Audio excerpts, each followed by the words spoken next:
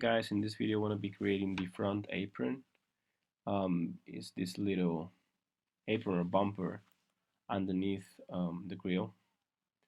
So first of all, I think it would be good right there.